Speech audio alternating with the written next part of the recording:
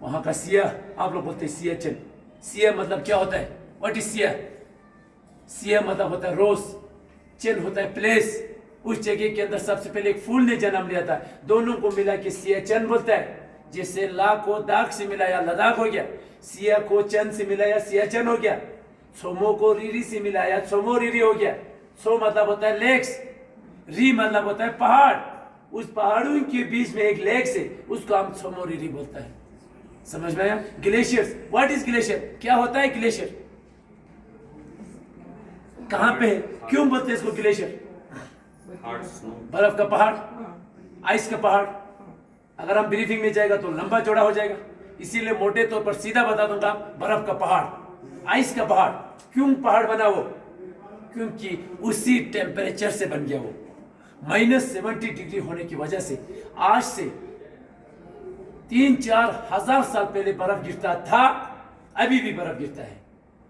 -70 degree होने की वजह से डेली जो बर्फ होता है वो इतना मेल्ट नहीं होता है। जब मेल्ट नहीं होगा तो क्या होगा? बढ़ते जाएगा, जमते रहेगा। अब 3000 साल का जोड़ो, कितना हो गया होगा? जो बाहर आप लोग पहाड़ी देख रहे हैं उससे ज्यादा वहां पे दुगना आइस का पहाड़ी बना हुआ है। नीचे से थोड़ा बहुत पानी बहते रहता है जो कभी खत्म होने वाला नहीं है। उस चीज को हम बोलते हैं ग्लेशियर्स। Where is glacier? कहां पे ये ग्लेशियर? जो आप लोग नोबरा में जाके आया, तुर्तुक देख के आया, उसी के अपोजिट में हमारा 3 प्रकार का ग्लेशियर है। First glacier, second glacier, third glacier. हर एक ग्लेशियर के अंदर 30 से 40 पोस्ट होते हैं। जो अभी यहाँ पे पोस्ट था जिसको रिकैप्चर किया था, सेम उसी तरह वहां पे भी पोस्ट होता है। हर एक पोस्ट के अंदर 10 से 20 सोल्जर बैठते हैं, कम से कम 3 महीना, ज्यादा से ज्यादा 6 महीना। जाते समय इस तरह ग्रुप में नहीं जाता है, जा तो सकेगा, हाथ पकड़ के भी जाएगा। ग्रुप में जाएगा तो क्या हो जाता है, अगर एक जवान अगर किसी खड्डे में चला गया, 10 का 10 एक साथ चला जाएगा। इसीलिए आर्मी क्या करता है, सभी जवानों को सिंगल लाइन में रखता है। सबसे पहले कमांडर होगा, कमांडर अपनी पीठ में रोप को कनेक्ट करता है और 20 जवान को रोप के साथ कनेक्ट करके रखता है। और डिस्टेंस जो होता है कम से कम एक दूसरे की डिस्टेंस होगा, मेरे और जो सर है इतना डिस्टेंस होगा, कम से कम 7 मीटर का डिस्टेंस होगा। जाते समय 40 केजी वेट, ऊपर से बर्फ यहां तक, उसके बाद पहाड़ी चढ़ना, यहां से ऊपर चढ़ते समय ये सारा कुछ होने के बावजूद जूते का 3.5 केजी है। वो जूता पहन के 40 केजी उठा के ऊपर चढ़ते समय ये सारा कुछ होने के बावजूद भी ऊपर से, उस पहाड़ी के ऊपर से बदकिस्मती से इतना बर्फ का जो हिस्सा टूट जाता है, नीचे की ओर आता है। 20 में से 10 जवान को कहां लेके कहां दबा देगा पता भी नहीं चलेगा। उस चीज का नाम है एवलांच। क्या है? और एक चीज आप लोगों ने नोट किया होगा, अर्थक्वेक होते समय जमीन जो है क्रैक हो जाता है। सेम उसी तरह हमारा चलने का रास्ता जो है आइस का होता है। ज्यादा ठंड होने की वजह से उन रास्तों में दरारें हो जाता है। कम से कम 40-50 फीट नीचे, ऊपर क्या होगा, फ्रेश स्नो होगा। उस फ्रेश स्नो की वजह से दिखाई नहीं देता है। अगर उसके अंदर चला गया वापस आना पॉसिबल नहीं है। डेथ के बाद अगर हो सकता है वापस आ सकता है, नहीं तो जिंदा नहीं आएगा। उस चीज का नाम है क्रेवासिस। क्या है? देख लीजिए 100% कितना नीचे खड्डे में जा रहा है। ऊपर से आप लोग को ये खड्डा देखने को मिलेगा, नीचे जाने के बाद ये नहीं मिलेगा। नीचे जाने के बाद या तो ये खड्डा उस साइड में चला जाता है या इस साइड में जिग-जैग में चला जाता है, और नीचे जाने के बाद आपस में ये दोनों चिपक जाता है। वहां पे डेथ हो जाता है, बस खत्म हो जाता है। अब हम उसको लाने की कोशिश करते हैं, डेड बॉडीज को रोप लगा के नीचे नहीं जा सकते, हम खुद फंस जाएगा उसमें।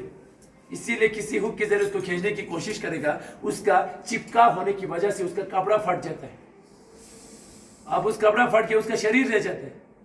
अब वो शरीर को कैसे लाएगा, फिर वो भी चिपका हुआ होता है, शरीर तो तुरंत चिपक जाता है। अब उसको खींचेगा, उसका पूरा छिलका निकल जाता है। इतना दिक्कत है ग्लेशियर के अंदर। ये वाला ग्लेशियर में काम करते हैं हमारे जवान, ये वाला ग्लेशियर में नहीं जो वहां पे पिघल जाता है वो उसके अंदर नहीं करता है। जहां पे खत्म हो जाता है उस ग्लेशियर के अंदर हमारे जवान ड्यूटी में तैनात रहते हैं। उसी के अपोजिट में पाकिस्तान भी है, उसी पाकिस्तान का निगरानी रखता है। उस पाकिस्तान को निगरानी रखते रखते इस अपनी मदरलैंड, इस हमारी इस सीमा को बचाते बचाते हमारे जवान उसी बर्फ के अंदर दब जाता है। ये हो गया 2 ऑप्टिकल के बारे में। अब सुन लेना, बीमारी खासकर बच्चों के लिए ये बीमारी बहुत जरूरी है। एग्जाम में आता है, अगर आर्मी में जाएगा ऑफिसर में, यहां से 50 क्वेश्चन आता है, हम लोग ध्यान नहीं रखते हैं, फोटो खींच के चले जाता है। बट जितना भी आर्मी में टेस्ट जो आता है इसी में से आता है। सबसे पहले वहां पे बीमारी जो होता है मैंने देखा फ्रोस्ट बाइट। क्या है? अगर किसी जवान की पैरों की उंगली के ऊपर फ्रोस्ट बाइट हुआ या किसी के हाथों की उंगली पर अगर फ्रोस्ट बाइट हो गया, बाद में बदकिस्मती से कभी कभी उसको काट दिया जाता है। वहां पे हेपो जैसा बीमारी होता है, HAPO हेपो, high altitude pulmonary oedema, lungs में पानी भर जाता है। एक होता है हेको, HACO हेको, high altitude cerebral oedema, brain में पानी भर जाता है।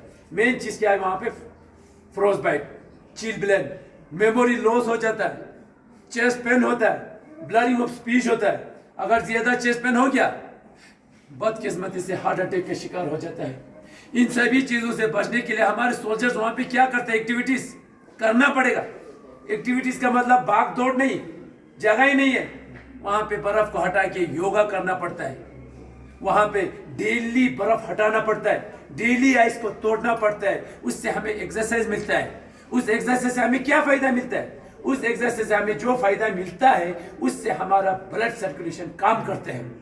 उस एक्सरसाइज से हमारा खाना जो है डाइजेस्ट हो जाता है। नहीं तो आप लोगों ने पढ़ा होगा ठंड इलाके के अंदर डाइजेस्ट होना बहुत मुश्किल हो जाता है। समझ में आया? वहां पे अगर ज्यादा बीमारी हो गया, हेपो जैसा बीमारी, इसी के अंदर रखना पड़ता है। इस चेंबर का नाम हम लोगों ने नाम रखा हुआ है हेपोबैग। क्या रखा हुआ है? एक्चुअल में इसका नाम हेपोबैग नहीं है, एक्चुअल में इसका नाम है PAC। इसको हम बोलते हैं पोर्टेबल अल्टीट्यूड चेंबर बोलते हैं। इस चेंबर के अंदर उस पेशेंट को स्लीपिंग बैग के साथ इसके अंदर डाला जाता है ताकि उसका टेम्परेचर थोड़ा बहुत मेंटेन रहे। बाहर का तापमान -70 डिग्री है, इसीलिए इसके अंदर 2 घंटा रखना पड़ता है। अगर इसके अंदर ठीक रहा, वो खुद इशारा करता है कि सर मैं ठीक हूं। अगर वो ठीक नहीं रहा, दोबारा इशारा आता है, सर मुझे ऑक्सीजन चाहिए। ऑक्सीजन अवेलेबल है, ये वाला छोटा सा ऑक्सीजन सिलेंडर इतना छोटा होता है। ये सारा कुछ डालने के बाद दोबारा इसके अंदर बंद किया जाता है। जब ठीक हो गया अपने आप निकालना पड़ता है, जब ठीक नहीं हो गया कभी कभी इसी के अंदर डेथ हो जाता है। नेक्स्ट में हम लोग